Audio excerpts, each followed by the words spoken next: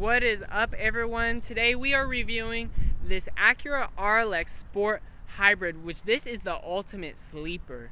I'm gonna show you why.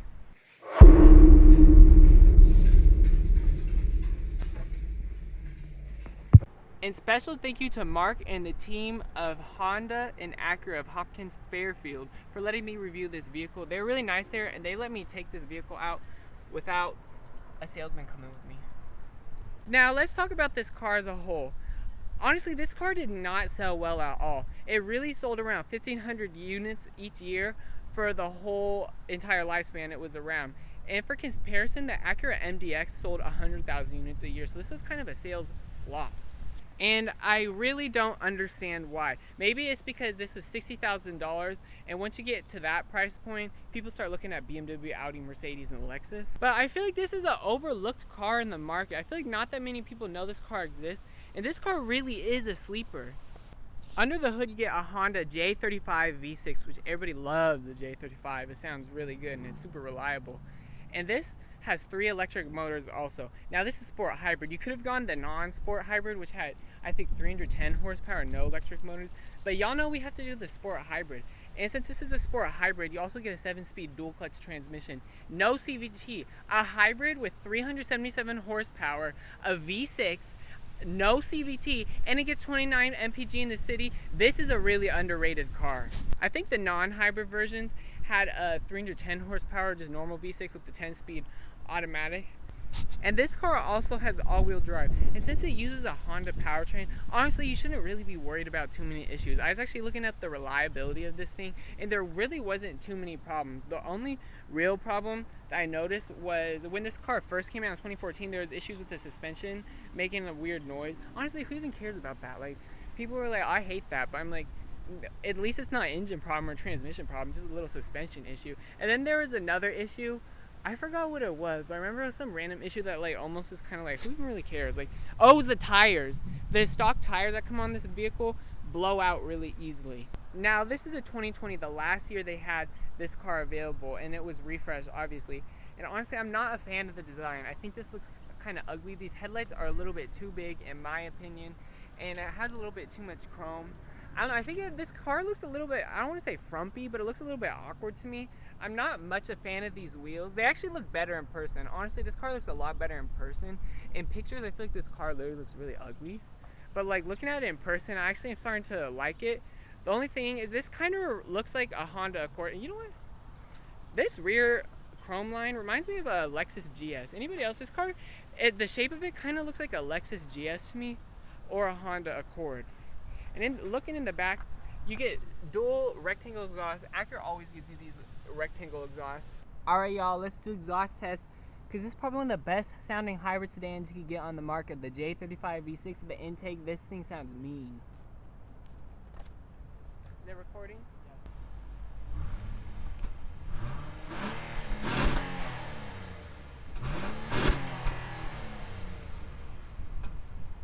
You get a little rear diffuser to make it look a little bit sporty.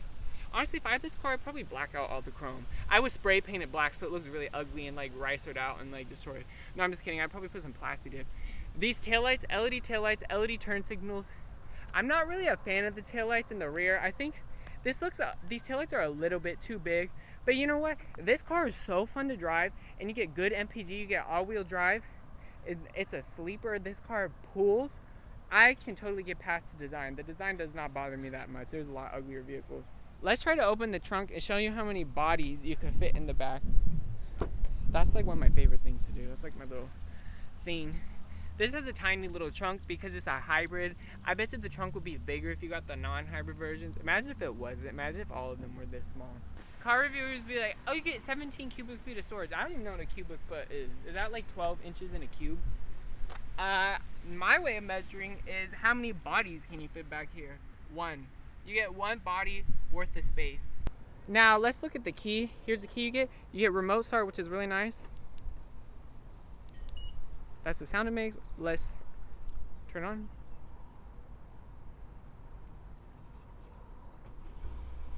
Takes a long time to turn on, but that's okay. Wow, my phone literally interrupted my video and said iPhone needs to cool down. Y'all, Do you notice every single review, if you watch my reviews, you notice every single review, it's either my phone runs out of battery, runs out of storage, or overheats. Every single review. I like how you get keyless entry on the rear though. And what's nice is you don't even have to press the button to unlock it. You can just touch it back there. And let's get in the interior. Oh, did I tell you guys? This car has NSX DNA in it. I'm not even kidding. The Acura NSX, Honda's Acura supercar, uses the same powertrain as this, a different transmission. Obviously, it's beefed up a little bit. But this is like the, almost like the NSX sedan. It's not, y'all know what I mean? All right, let's get in. This is Acura's luxury flagship sedan. What do you get?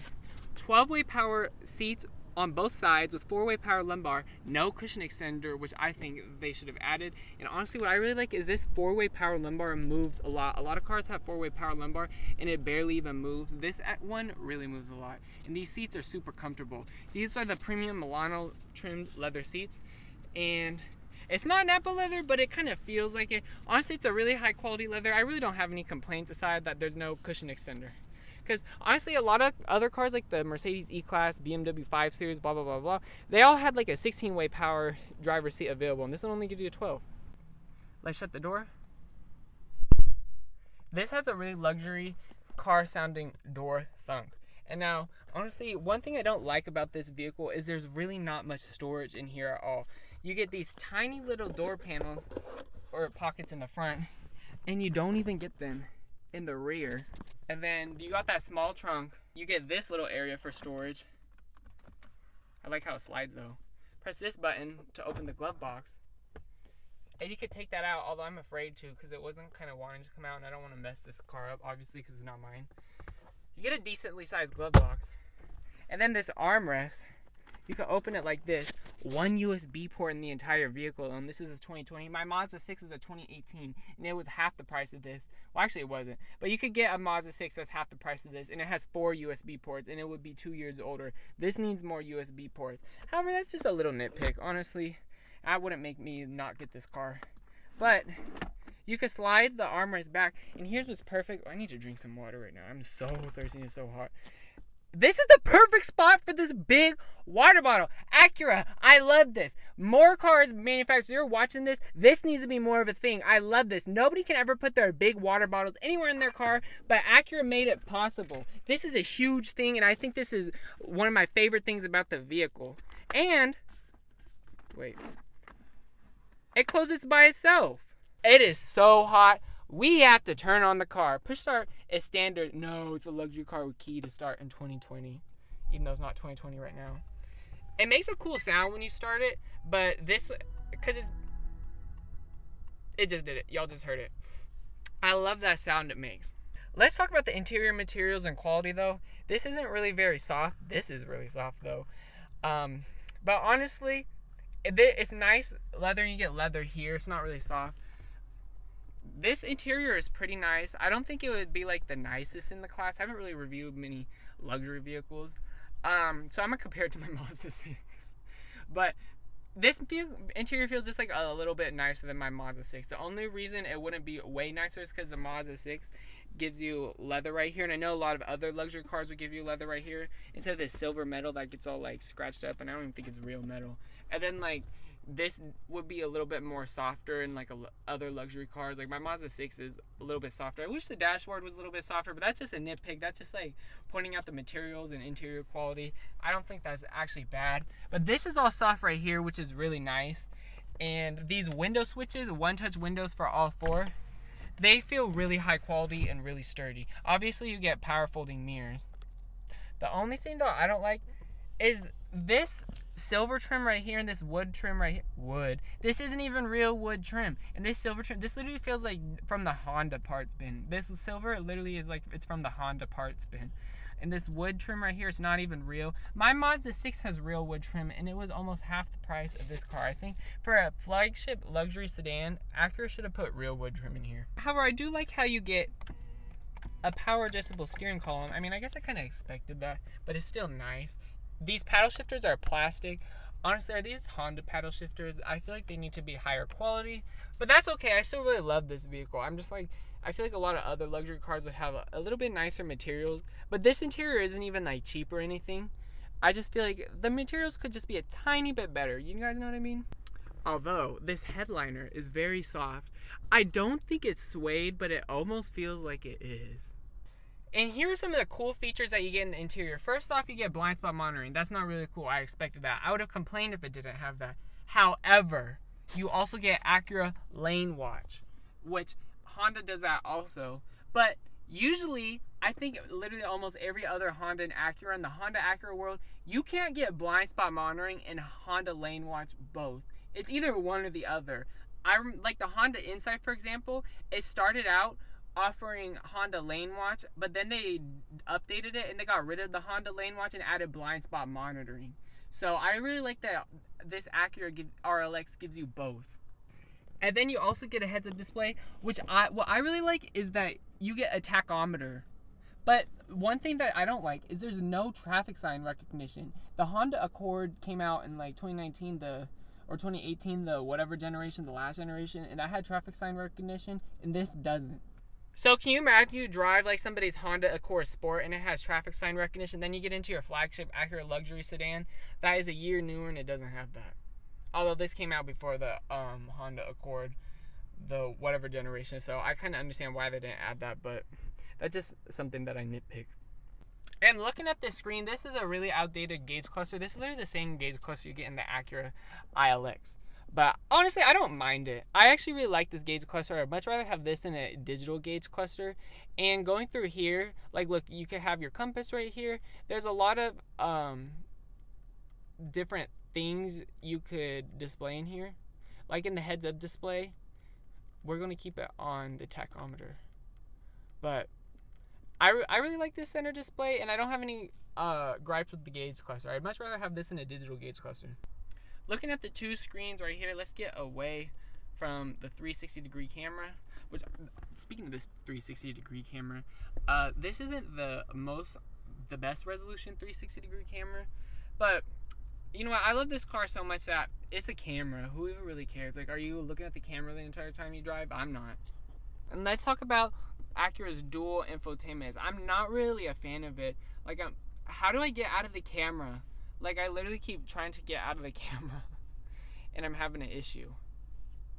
This is what I don't like about it. Like, literally I'm trying to show you guys the display. There we go. You get navigation, obviously. Y'all don't need to know where I am, even though I told you which dealership this is. So, no Apple CarPlay, which that is the issue of mine. This needs Apple CarPlay. This bottom screen is basically for your climate controls and then connecting your phone to Bluetooth. And I think adjusting the sound settings. That's really all this bottom screen is for. Everything else is in this top screen. The bottom one is touchscreen. The top screen isn't. You control it with this. And when I first got in the vehicle, I didn't realize this was a spinning wheel. I thought this was spinning wheel, and I was literally like struggling to connect my phone to Bluetooth. I'm not really a fan of this infotainment system. It's not the most responsive, but it's okay. It's not bad. It's a little bit confusing. Like, I'm trying to get to settings. There we go. And it's just a little bit confusing. I feel like it could be laid out a little bit better. But it's not that bad. Honestly, I would still get this car. This infotainment system doesn't bother me that much. I just think it could be better. Like, not to compare to a Ford, but for some reason, a Ford is like the industry standard for me for like one of the worst infotainment systems. Same with Toyota. Comparing it to like Ford and Toyota's infotainment system, I would choose this any day over Ford and Toyota infotainment system. But like my Mazda has a way better infotainment system. But what's cool about this infotainment system is, one, you can change the background color. And then you can also change the wallpaper, or the clock wallpaper. That's really all I have to say about the infotainment system. One thing that's interesting is this is the same shifter that's in the Honda Accord Hybrid in 2.0T. Oh, and obviously you get heated and cooled seats, 3 levels. I expected that. This is some cup holders. One thing that annoys me though is this rear view mirror is not frameless. And let's talk about this Krell 14 speaker audio system. Y'all like how I showed you the rear shelf area, showing you the cool shiny speakers and the yellow speakers? You know, everybody was telling me to review an Acura to see how the sound system is. I finally reviewed one. I'm so happy. And this has the Krell 14 speaker sound system. And honestly, the way everybody be ranting and raving about Acura's sound system, I actually expected it to be a little bit better. I'm not really disappointed by it. It's still a really good sound system. It gets really, really loud. The sound quality is super good, but I feel like it could have just a tiny bit more bass. It's not a complaint though. You know, if I had this in my car, I would totally be happy with it. No, not really any complaints with it. I just feel like it could have a tiny bit more bass. And my friend, he has a Volvo XC90 with the Bowers and Wilkinson sound system. And honestly, that sounds better. So the way people be ranting and raving about this sound system, you know, it's good, but I feel like it's a little bit overhyped. For comparison, this really just reminds me of my Mazda 6 Bose sound system. I feel like it just sounds like a tiny bit better, and it gets a lot louder. However, my Mazda 6 seems like it has more bass. And in the back seat, this cheap material, but this really annoys me because I feel like this should have been like a little cup holder, even though it's small, but that's whatever. This car really doesn't have much storage at all. That's kind of like one of my biggest complaints with it. You do get some map pockets, and I really like how you get the stitching right here in this leatherette seat back. I feel like this feels good. And you get the peasant blockers. And the rear seat passengers can control the sunshade. I think that's really cool. Look at these headrests. These headrests are super comfortable. You get 3 level heated seats. The backseat passengers have their own climate zone, but they don't have any USB ports or chargers. Come on, Acura. That's like a huge letdown for me. This is really soft though. It feels like a pillow. Oh, I bet you this could get to the batteries if you did that. And if you press this button right here, oh, it's not a button, you lift it up, these cup holders pop out. Honestly though, space-wise, I have totally enough space. Like literally, is it LED lighting? Yeah, it better be LED lighting. I have tons of space, and I really don't, and the back seats are super comfortable. I really don't have any complaints about space. Headroom is good, legroom, everything's good. All right, let's drive the Acura RLX Sport Hybrid. Now let me make sure my head isn't in it. Now I really like this vehicle, and one reason why I would look at that, y'all see the tachometer isn't even increasing at all because we're in electric only mode. This doesn't have like a mode to put it in electric only. You know, it cruises electric only mode when it can. But one, I really am so excited to drive this vehicle. That I'm probably more excited to drive this vehicle than I have on any other car. And the reason is because I can't afford this car, but like, you know, I'm not that far off from being able to afford it.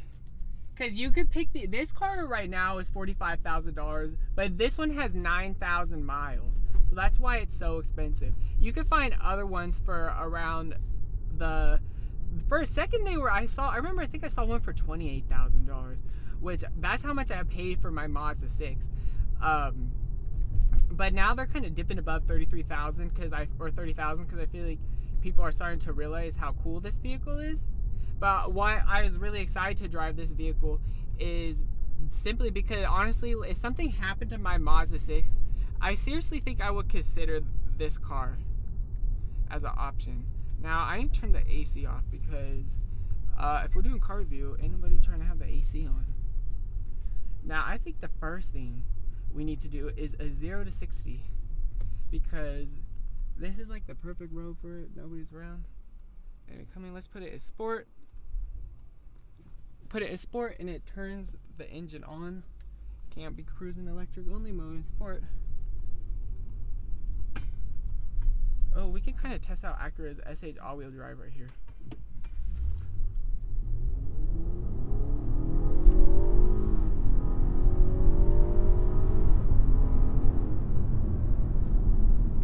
Wow, this vehicle is fast. Wow. Wow. I love this car. Now, one thing I do notice is the transmission. It isn't the most smooth shifting. It's not bad. It does shift pretty quick. But I feel like luxury car buyers, you know, they might get annoyed at that. I don't though. Oh, and the suspension, this is a really soft, smooth suspension. It's It's really absorbing the bumps well. My Mazda 6, the transmission is a little bit smoother than this. I think that's a tiny issue with this car. You know, that wouldn't deter me from buying it. But I feel like that's something to consider, because, you know, I feel like if you're buying a flagship luxury sedan right like this, that's something that some people care about. Let's put it in. Look at that. We turned off sport and it turned off the engine. See, y'all heard that V6. That V6 sounded so good. No CVT BS. And this gets 29 mpg in the city. Why do y'all think I want this car? And driving this made me want it even more. You know, I need to get a hybrid. This is, I think, the hybrid to get. Y'all see the engine just be turning off once you go a little bit slower, and it's seamless. You don't feel the engine kick in on or off. Like, it's like you just see the tachometer move. That's kind of the only way you know is there.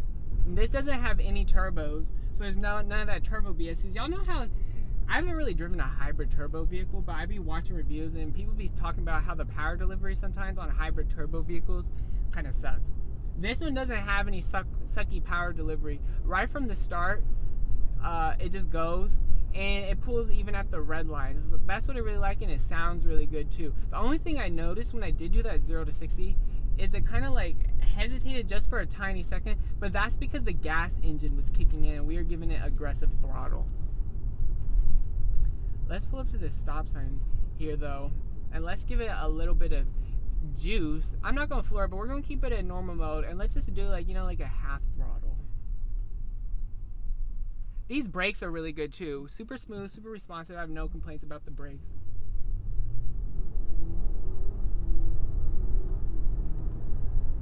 Yeah. I barely even press the throttle there, and that just like gets up to speed super quickly. Don't immediate up to speed. I'm just kidding. Bro, why was I really about to be like, let's see, like, let's pretend we're on the highway right here, but I'm like, wait, this is just because it's straightaway, but I'm like, wait, this is not like the road to be doing that. I mean, low-key you could, but I'm not going to be doing that on camera. Now let's talk about driver assistance. This basically has all the driver assistance you'd expect: front and rear parking sensors, 360-degree camera, forward collision warning, lane departure, lane keep, adaptive cruise control, blah blah blah blah blah. But this does have traffic jam assist. I'm like, should we go straight or turn? What do y'all think we should do? I'm gonna go straight. I don't even know what this way goes to. This has traffic jam assist. Let's try it out. So basically, what traffic jam assist is, it basically steers for you at low speeds. So I don't know if you have to be in traffic to do it. Let's try to find out. Let me turn on the cruise control.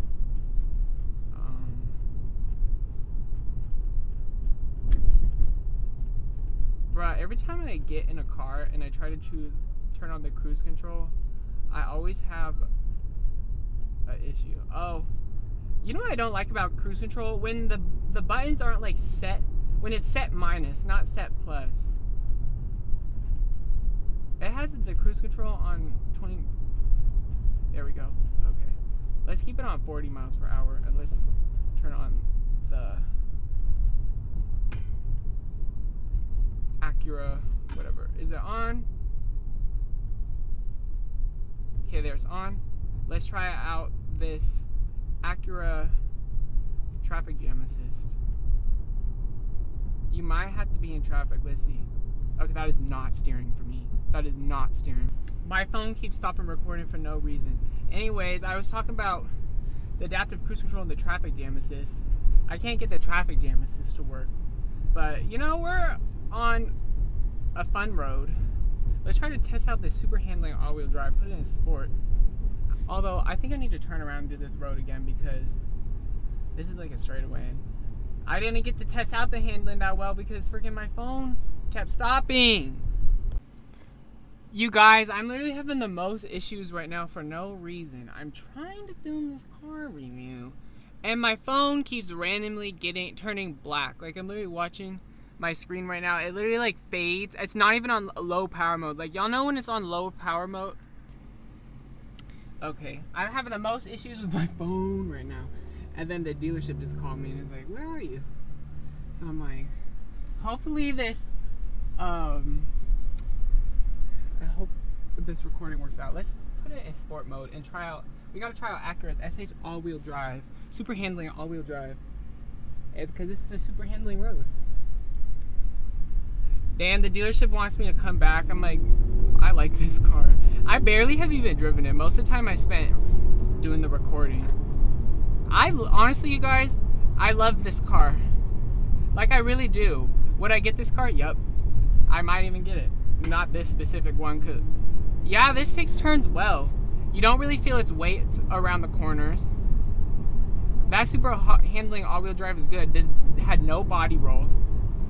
I wouldn't get this one though, just because $45,000. And honestly, if y'all saw my Fiat 500 review, y'all know I'm broke as hell. But if there's one for like $28,000, which isn't that hard to find, with the brown interior, I love this brown interior.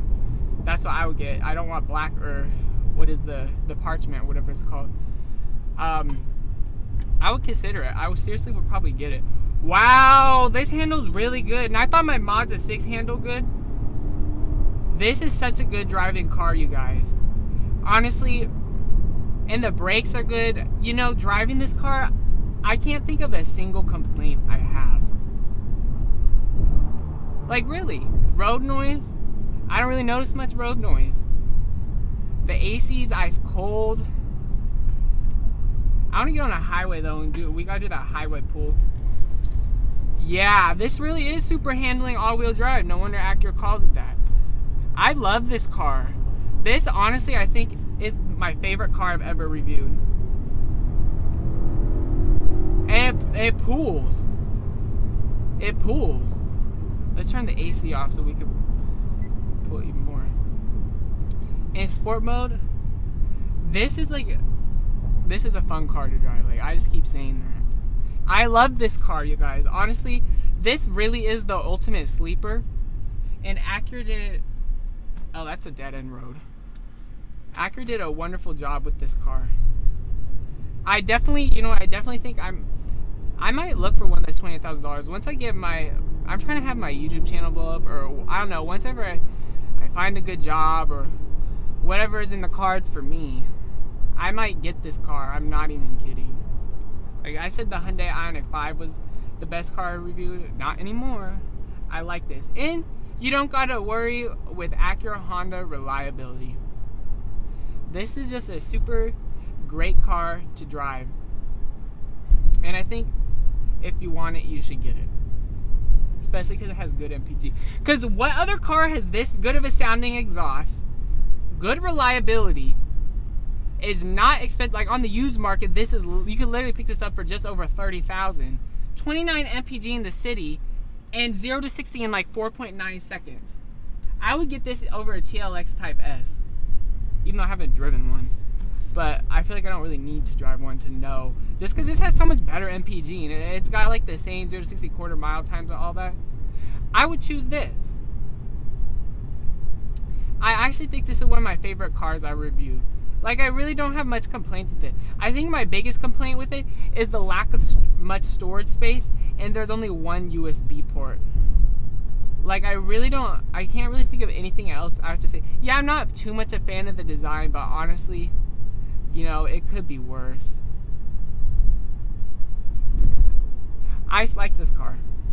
I really do. Okay, you know what? I'm gonna not take the back road.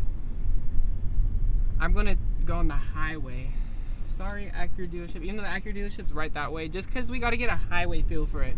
But I'm gonna be right back.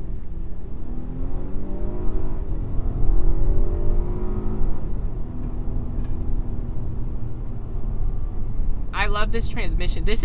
I was saying the transmission isn't the smoothest. It actually is pretty smooth, honestly. Like downshifts and upshifts, it's pretty smooth, but like you do feel it just a tiny bit every once in a while. Let's see the highway power this has. I didn't mean to floor it. I was doing half throttle, but it kind of downshifted itself. This transmission is responsive. This car feels sporty. This car feels fun to drive. A hybrid that feels sporty. That's what we need more of. Honestly, Acura, if you're watching this, you need to do another car like this. Car brands, we need more cars like this. This hybrid V6. Oh, and did I even say this has NSX DNA in it? This is like the same powertrain that's in the NSX, except the NSX is a little bit beefed up. It has a different transmission, but it's really kind of basically the same thing. I think that's pretty cool. You know, you own this car and you can tell people that the NSX, this shares like similar internal components with the NSX. I don't even know how much is similar. I'll probably have to look it up on the screen, but they both use the same V6, and I'm pretty sure they use some of the same electric motors. Obviously the NSX has some stuff beefed up and it's a little bit, you know, more sporty, but this is sporty too, and this is super comfortable. The ride quality is super smooth. The engine is smooth. Everything about this car is just smooth and good. Honestly, Acura did a really good job with this sedan, and I'm surprised that it didn't sell much better. Maybe I need to review a BMW 5 Series or an E-Class and an Audi A6, because if I think this is really good, those must be really good too, because I don't understand why this didn't sell that well. I really like this car, honestly. But thank you guys so much for watching.